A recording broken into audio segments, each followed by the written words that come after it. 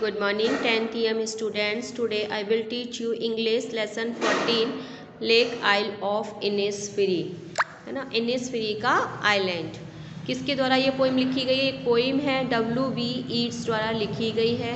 ये had his education in hammers Smith and Dublin.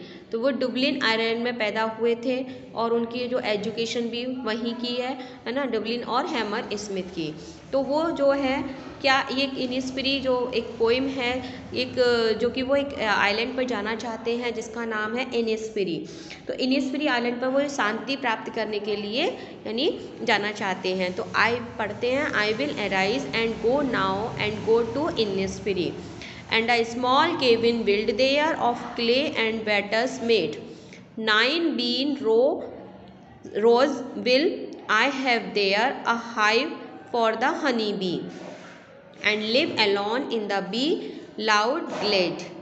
तो इसमें कवि कहना चाहता है, कवि कौन है? W.B. ईट्स, कि मैं उठूँगा और जाऊँगा एंड गो टू इनिसफ्री। कहाँ जाऊँगा? इनिसफ्री आइलैंड पर जाऊँगा। मैं जल्दी उठूँगा और इनिसफ्री आइलैंड पर जाऊँगा। And A small cabin build their, और वहाँ एक छोटी सी केबिन बनाऊँगा, यानी छोटा सा एक कुटिया जैसे कहते हैं झोपड़ी बनाऊँगा। किससे बनाऊँगा? क्ले एंड बैटल मेड, मिट्टी और छोटी छोटी लकड़ियों से वहाँ पर मैं जो है एक केबिन बनाऊँगा। 9 bean rows will I have there, और वहाँ पर मैं पंक्तियों में हैं सैमफली की कितनी पंक्तियाँ होंगी? 9 सैमफली की पंक्तियाँ होंगी। वहाँ मैं 9 सैमफली की पंक्तियों को 9 पंक्तियों में सैमफली को 9 पंक्तियों में उगाऊंगा। A hive for the honey bee, और क्या होगा वहाँ पर कि मधुमक्खियों का छत्ता, हनी बी मतलब मधुमक्खियों का जो छत्ता होगा, यानी मधुमक्खी जो है वहाँ पर मधुमक्खियों का छत्ता बनाएंगी, है ना। वह मधुमक्खियों के लिए छत्ता बनाएगा। A hive for the honey bee मतलब एक छत्ता बनाएगा, किसके लिए? मधुमक्खियों के लिए। मधुमक्खियों के लिए वो एक छत्ता भी बनाएगा। I live alone in the bee loud glade, और मैं वहाँ पर अकेला रहूँगा, और वहाँ पर जो अकेला रहकर उस बी के गुनगुनाने की आवाज़, है ना, जो बी वहाँ पर जो छत्ता लगाएंगी तो बी क्या गाएंगी? बी आएंगी तो वो अपनी आवाज़ करेंगी, तो उसकी आवाज़ को सुनूंगा। And I shall have some peace there, for peace comes dropping slow, dropping from the waves of the morning to where the cricket sings. There midnights all a glimmer and noon a purple glow and evening full of the linnet's wing. अब देखिए, अब यहाँ पे क्या है कि and I shall have some peace there, वहाँ मुझे क्या मिलेगी? शांति मिलेगी, है ना। वहाँ और कोई नहीं होगा, शांति होगी उस द्वीप पर।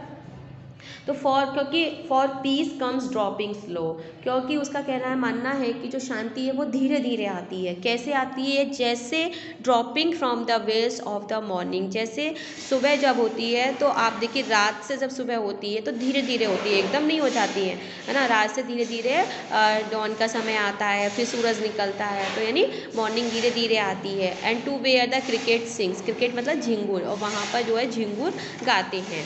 There midnight's all a glimmer, वहाँ पर मध्य रात्रि को वो क्या होता है?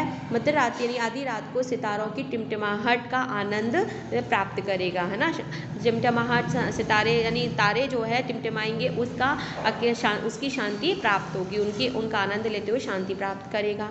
And Noon a purple glow, और दोपहर में क्या होगा कि जामुनी, यानी दोपहर में एकदम बहुत तेज़ लाइट हो जाती है, तो जो जामुनी लाइट होगी उसका आनंद प्राप्त होगा, वो जो है थकी हुई उसकी आत्मा को आनंदित देगी। And evening full of the linnet's wing, और जो शाम है, शाम को जो है वो एक लिनेट पक्षी होता है, उसके गुनगुनाने की आवाज़ का आनंद लेगा। तो क्या करेगा यहाँ पर जो कवि है, कवि चाहता है कि वो वहाँ पर शांति प्राप्त करने के लिए इनिसफ्री आइलैंड जाएगा, शांति प्राप्त करेगा, क्योंकि शांति धीरे धीरे आती है। जैसे कि मॉर्निंग यानी रात से जब सुबह होता है तो वो धीरे धीरे होता है। वहाँ पर झिंगुर गाना गाते हैं, मध्य रात्रि में जब टिमटिमाते हुए तारों का वो आनंद उठाएगा, उससे शांति प्राप्त करेगा। दोपहर में जो सूरज है वो कैसा रंग लेके बैठा हुआ होता है, वो देता है उस समय जामुनी रंग देता है, उसका आनंद प्राप्त करेगा। और शाम को जो है लिनेट एक पक्षी होता है, उसके गाने को, उसकी मधुर आवाज़ को वो सुनेगा, उससे आनंदित होगा। नेक्स्ट आ जाता है passage, I will arise and go I will arise and go now for always night and day, मैं अब उठूँगा और जाऊँगा। कहाँ? I will arise and go now for always night and day, मैं उठूँगा और जाऊँगा क्योंकि रात और दिन। आई हियर लेक वाटर, मैं क्योंकि मैं यहाँ पर क्या है आइलैंड पर रात और दिन पानी के आवाज़, लेक वाटर झरने पानी के जो झरने का पानी है उसकी आवाज़, झील के पानी के किनारे पर लो साउंड्स बाय द शोर, किनारे पर उसकी जो आवाज़ टकराने की आवाज़ आती है, जो किनारे से वो टकराता है तो उसकी जो आवाज़ आती है उसको सुनता हूँ।